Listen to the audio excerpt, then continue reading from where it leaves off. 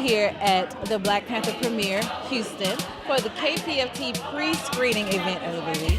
And I have the pleasure of being here with Aswad Walker, who not only is a writer for The Defender, local newspaper, but he's also a historian, a professor at U of H, right? And he is just a phenomenal speaker. He's a pastor at the Shrines of the Black Madonna, and he was on the panel today when they had a discussion after the movie about African history and how it correlates to the movie. So can you recap for us a little bit about what you shared on the panel? Sure. Talked about the fact that the movie Black Panther is a work of fiction, and a lot of people are going to harp on that, especially the notion that Wakanda, an African nation, is a world leader in technology and really everything else. But what I argue is the movie is really art imitating history, and it challenges us to do our research and find out all those many examples in history of African people and African nations being world leaders in technology, in education, in the arts, and everything else. Going back to ancient Egypt or Kemet, Nubia, Taseti, Aksum, over in West Africa, Ghana, ancient Ghana, Mali, Songhai, and like I mentioned in there, their cousins, the Moors, who moved up north, went into Spain, took it over in 711 AD, ruled it for over 700 years, and brought these Europeans out of their dark ages, introduced them to soap and bathing and irrigation and reading and universities and libraries and all of that.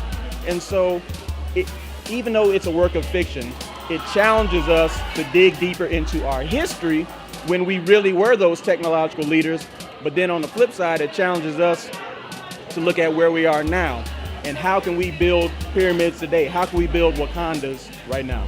So that's a great segue into the question that popped into my mind as you spoke. Okay. What do you think is either the top thing or top three, you know, if you think there's a list, but what are the top things that we can do to ensure that we walk away from this moment knowing kind of what our charge is? Number one, recognize it as a moment, that this is so much more than a movie.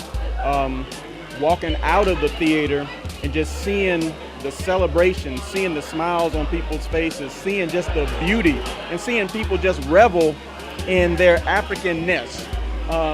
You know what I'm saying? So one, recognize what the moment is and recognize the beauty and the power in that moment, and then realize we don't have to go back to business as usual. This can be our new normal. It can be the new normal where we are walking around.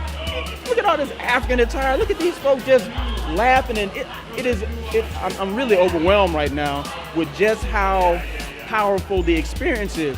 I mean, aside from the movie, I'm talking about the experience of it. I'm talking about how black folk are accepting it, and I'm really thinking about how this is going to impact young people, being able to see ourselves, being able to see women, black women, dark-skinned black women, not as damsels in distress, but as warriors and technological leaders and rulers, and having an impact, having agency on their own lives and their country, and being able to take a stand against anyone, standing for right. I'm just so proud of that. But I'm getting away from your question. You said, what can we do? What should we take away?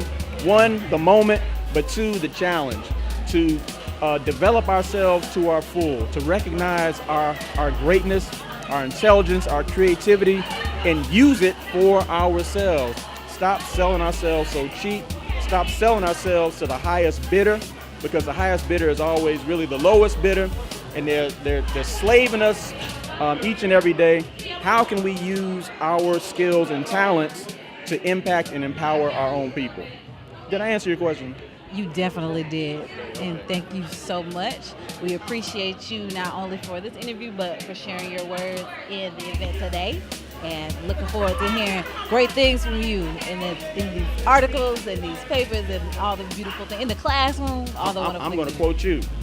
The Afro future is now. Couldn't have said it better myself. Thank you so much, Brother Sorry. Thank you, sir. Thank you.